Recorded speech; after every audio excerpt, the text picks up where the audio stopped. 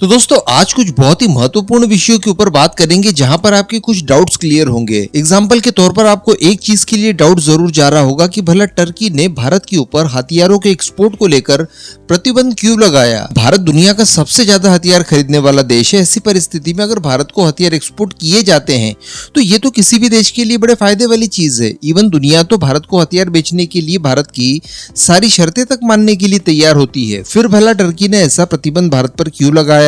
क्यों मैंने लिखा कि हिंद महासागर में टर्की अपनी नेवी भेजने जा रहा है? एंड इस तरह की कुछ और महत्वपूर्ण खबरों को लेकर आज डिस्कशन करने जा रहे हैं। आपसे बस केवल एक ही निवेदन रहेगा कि प्लीज आप अपने खुद के इस चैनल को सब्सक्राइब जरूर कर दीजिएगा।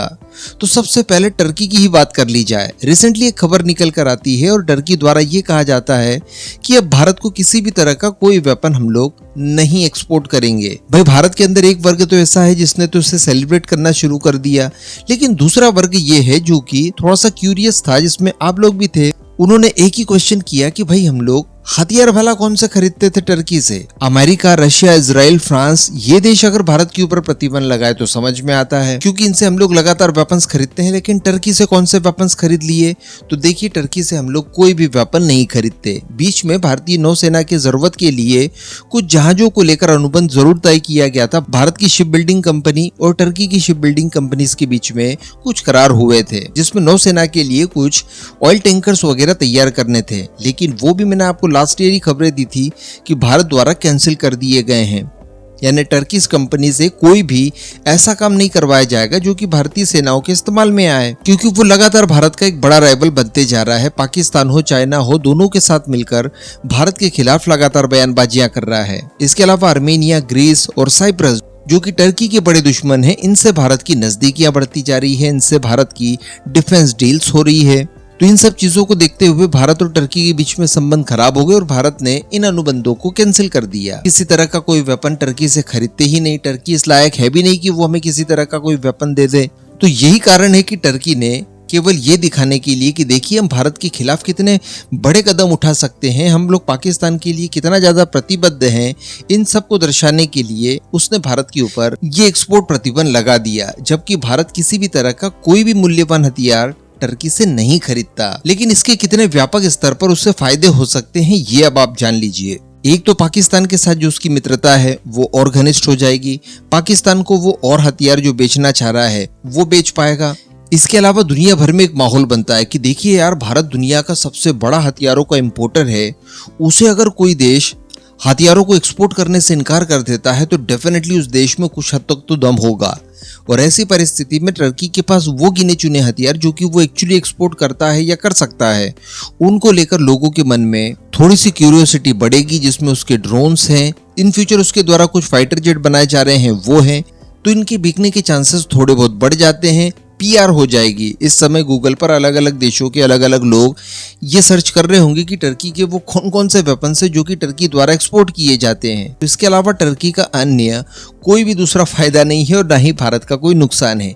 इसके अतिरिक्त टर्की के इन्फ्लुएंस वाले बाकी देश भी इस बात को जान लें कि देखिए भारत के प्रति वो किस तरह से व्यवहार करते हैं, कितनी घृणा रखते हैं। अगर आपको भी टर्की के इन्फ्लुएंस में लगातार रहना है, टर्की के साथ साझेदारी मजबूत बनाकर रखनी है, तो भारत के साथ इसी तरह का व्यवहार करना पड़ेगा। वो सभी देश जो कि टर्की के इन्फ्लुएंस में है, उन्हें एक तरह से सिग्नल भी है कि आप भारत से कोई संबंध भविष्य में न रखें। इसके अलावा इसका कोई भी दूसरा मकसद नहीं है। एक मिसाइल केवल हमारी अग्नि 4 मिसफायर होकर टर्की के अंदर घुस गई तो टर्की की हालत खराब हो जाएगी। अभी तो टर्की उन चीजों से निपटे जो हथियार भारत टर्की के दुश्मनों को एक्सपोर्ट कर रहा है, जिसमें साइप्रस, ग्रीस और आर्मेनिया जैसे देशों के नाम सामने आ रहे हैं। अब इसी के साथ जुड़ी वो महत्वपूर्ण खबर को हम लोग जान ले, जिसमें बताया ये जा रहा है कि हिंद महासागर में जल्द से जल्द टर्की अपनी भारी नौसेना भेजने जा रहा है। तो दोस्तों इस क्षेत्र में पड़ता है सोमालिया, और सोमालिया के अंदर समुद्री डाकुओं के बारे में आपने जरूर सुना होगा। इसी सोमालिया के साथ टर्की का एक अनुबंध हुआ है, जिसके तहत इनकी पूरी मैरीटाइम सिक्योरिटी का जिम्मा अब टर्किश नौसेना को मिल चुका है। और इस तरह का जब समझौता पहली बार हुआ था तब भी मैंने आपको वीडियो बनाकर बताया था कि टर्की की नौसेना अब इस एरिया में डिप्लॉयड रहेगी अगले लगभग 1 दशक तक। इसी को लेकर बताया ये जा रहा है कि एर्दोगान की गवर्नमेंट द्वारा अपनी संसद में मंजूरी के लिए एक प्रस्ताव भेजा है, जिसके तहत सोमालिया अपनी नौसेना भेजी जाएगी। इसके तहत बताया जा रहा है कि टर्की को एक और फायदा मिलेगा, क्योंकि इसी समझौते के तहत टर्की सोमालिया के अंदर अपना एक खुद का बंदरगाह भी तैयार कर पाएगा। इसके अलावा मैं आपको बता दूं कि समझौते में यह भी प्रस्तावित किया गया है कि सोमालिया के क्षेत्रों में तेल और गैस के भंडार पाए जाने की संभावनाएं काफी ज्यादा प्रबल है। आज से कुछ दशक पहले इन पूरे एरियाज में एक्सप्लोरेशन के काम भी किए गए थे, लेकिन बाद में फिर यहाँ पर जब गृह युद्ध वगैरह छिड़ जाता है इस देश में, तो उसके बाद ये सारे काम रोक दिए जाते हैं। लेकिन बताया जा रहा है कि टर्की अब नए सिरे से इन कामों को शुरू करने जा रहा है, जिसके तहत हिंद महासागर में सोमालिया का जो जल क्षेत्र है उसमें जितने भी प्राकृतिक गैस और तेल के भंडार होंगे उनकी भी खोज और उनको निकालने की कोशिशें टर्की द्वारा की जाएगी। हालांकि लास्ट वीडियो में भी मैंने आपको बताया था कि टर्की के सामने एक चुनौती जरूर होगी, और वो होगी इथोपिया नाम के देश से, जो कि सोमालिया का राइवल है। लेकिन कुछ ही समय पहले इथोपिया और सोमालिया के बीच में भी टर्की द्वारा पीस एस्टैब्लिश करवाने की कोशिश की गई थी। हालांकि ये कितनी कारगर साबित होगी ये तो इन फ्यूचर पता चलेगा, लेकिन टर्की की नौसेना का इस एरिया में डिप्लॉय होना भारत के लिए एक चैलेंज जरूर माना जा सकता है, क्योंकि ऑलरेडी हम लोग देख पा रहे हैं कि चाइनीज नौसेना का इंटरफेरेंस इस इलाके में बढ़ते जा रहा है। अब इस समय चाइना के पास मालदीव नाम का एक देश आ ही चुका है। उसके जरिए चाइना भारत के लिए चुनौतियां खड़ी करने की कोशिश कर रहा है। बगल की बात की जाए तो पाकिस्तान भी मौजूद है। तो ऐसी परिस्थिति में भारत को तीन तरफा चुनौतियों का सामना इन फ्यूचर करना पड़ सकता है। सोमालिया डाकुओं का जो खतरा है वो अलग। तो ऐसी परिस्थिति में हमें भी जरूरत ये रहेगी कि भारतीय नौसेना भी पूरी तरह से कॉन्शियस रहे और किसी भी तरह की आने वाली चुनौतियों से लड़ने के लिए एनी टाइम तैयार रहे। इसके बाद अगली खबर की बात कर ली जाए तो ये तेजस मार्क 1A से निकल कर आ रही है। हम सभी जानते हैं कि तेजस मार्क 1A मार्च में ही डिलीवर्ड हो जाने चाहिए थे, क्योंकि बताया ये जा रहा है कि वर्ष 2021 में F404 इंजन को लेकर 99 की डील की गई थी। उसके तहत इसी टाइमलाइन के अनुसार उन्होंने इंजन हमें डिलीवर्ड कर देने थे, लेकिन वो चूंकि नहीं किए गए, इस वजह से HAL भी काफी ज्यादा प्रॉब्लम में आ गया। और HAL द्वारा जो तेजस मार्क 1A की फर्स्ट फ्लाइट कंडक्ट करवाई गई थी वो भी बताया जा रहा है कि B कैटेगरी वाले F404 इंजन है जो कि रिजर्व में रखे हुए थे।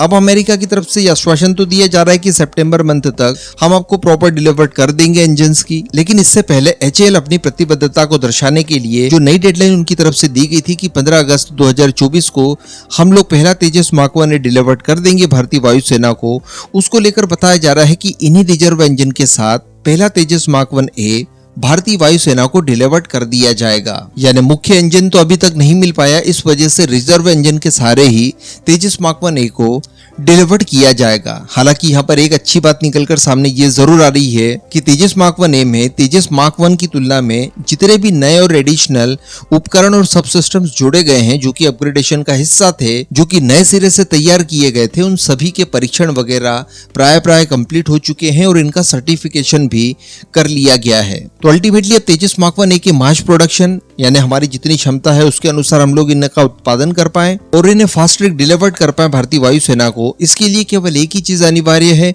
वो है अमेरिकन इंजन्स की डिलीवरी सही समय पर। बाकी HAL की तरफ से सारे काम कंप्लीट कर लिए गए हैं। अब अगली महत्वपूर्ण खबर निकल कर आ रही है विदेशी मुद्रा भंडार से संबंधित। बताया जा रहा है कि इस सप्ताह एक बहुत ही बड़ा रिकॉर्ड सेट करते हुए भारतीय विदेशी मुद्रा भंडार में 9.70 बिलियन डॉलर्स की बढ़ोतरी देखने के लिए मिली है। पिछले सप्ताह भी हम लोगों ने डिस्कशन किया था, इसमें बढ़ोतरी हुई थी, लेकिन वो 5.16 बिलियन डॉलर्स की थी। लेकिन इस बार लगभग इससे दो गुनी है और ऑलमोस्ट 10 बिलियन डॉलर्स के आसपास इसमें बढ़ोतरी देखने के लिए मिली है।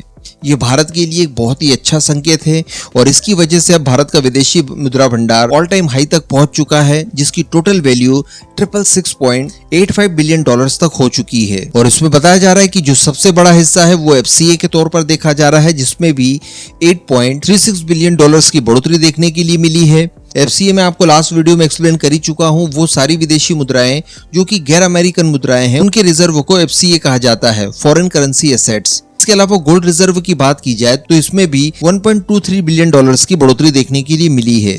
तो ये भारत के लिए काफी अच्छा संकेत माना जा रहा है, क्योंकि विदेशी मुद्रा भंडार का बढ़ना आपकी मजबूत अर्थव्यवस्था का एक संकेत माना जाता है। इसके अलावा आप भारी मात्रा में अपनी जरूरत की चीजों का इंपोर्ट कर सकते हैं, ये भी एक सूचक है। इसके अतिरिक्त किसी भी तरह के बाहरी झटकों से आपका देश बचा हुआ रहता है, जैसे कि ग्लोबल लेवल पर अगर किसी तरह की कोई मंदी रिसेशन वगैरह आती है तो उसका इम्पैक्ट आपके देश के ऊपर उतना ज्यादा नहीं पड़ता। दुनिया की महत्वपूर्ण करेंसीज में अगर उतार चढ़ाव देखने के लिए मिलते हैं तो उसका इम्पैक्ट भी आपके देश के ऊपर उतना देखने के लिए नहीं मिलता। यहाँ पर भी विदेशी मुद्रा भंडार आपकी मदद करता है। इसके साथ साथ आपके देश की करेंसी को स्थिर बनाए रखने के लिए भी ये बहुत ज्यादा जरूरी होता है। तो अब इन सभी मुद्दों पर आपका क्या मानना है नीचे कमेंट करके जरूर बताइएगा।